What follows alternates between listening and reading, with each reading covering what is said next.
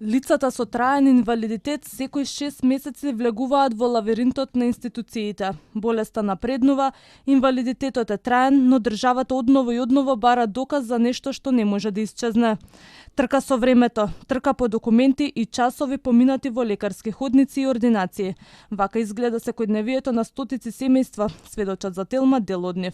За да не го изгубат правото на социјалните надоместоци, уште 4 месеци пред истекот на решението мора да започнат нова административна голгота. Специјалистички извештаи, контролни прегледи, комисии, чекање термини.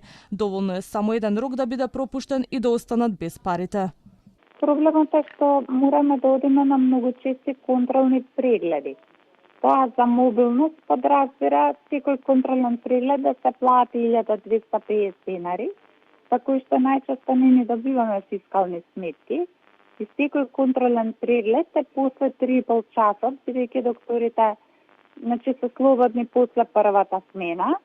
И терминот во кој што ние треба да дојдеме во 5,5 во 6 не е тој термин, бидејќи ако порано е завршено со пациентите, они се јавуваат таму и кажуваат дојдете порано ако сте во можност, колку што можете, па тука не станува збрка кој ќе не однесе нас за да стигнеме во тој термин, зашто потоа може да нема за следниот месец термини за мобилност, дури за 2-3 месеци да се више зафатени. Кога ќе отидеме таму, тоа воопшто не е никаков контролен преглед. Значи, ние влегуваме со количката, ќе подаваме документите, никогаш не ги не разгледуваат документите, името и презимето, бараат податоци во компјутер, наоѓаат, заведуваат и тоа трае 1 минута. Не го криваат, најчесто ни погледот на кај нас. Додека болеста напреднува, институциите повторно бараат доказ дека трајната попреченост е навистина трајна. Според овие лица, најголемиот проблем не е здравствената состојба, туку бирократијата. Велат дека порано за трајните инвалидитети постоеле трајни решенија за дел од социјалните права, додека денес, без разлика дали станува збор за најтешки облици на инвалидитет, документите повторно се обновуваат во редовни интервали. Порано, не знам пред точно колку време постојаат трајни документи, трајна мобилност, трајна социјална заштита, трајна детска помош, трајна асистенција. Значи, тој дел од социјалните надоместоци беа трајни за лица кои што се инвалидизирани до степен во кој што нема потреба да ги обновуваат. А сега веќе не постојат трајни документи.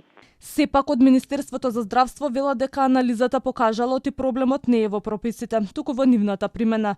Според Министерството, правилникот јасно предвидува дека кај одредени диагнози кои представуваат трајна промена на здравствената состојба, нема правна основа да се закажуваат контролни прегледи по 6, 12 или 24 месеци. Сепак од здравство велат анализата покажала дека токму тоа се случувало во голем број на случаи. Известување е испратено и до матичните лекари, во кое се укажа дека при закажување на преглед на пациент за наод за потребата од помош и нега од друго лице, нема потреба од конзилијарно мислење, извештај со потпис од тројца специјалисти. Оваа практика се провлекувала со години, иако не е предвидена во правилникот. Актуелниот министер за здравство и поранешен директор на Фондот за здравство за Телма рече дека ова прашање не е во надлежност на здравството, туку на социјалната политика. Сепак смета дека за конечни и неповратни диагнози нема оправдување за толку чести проверки.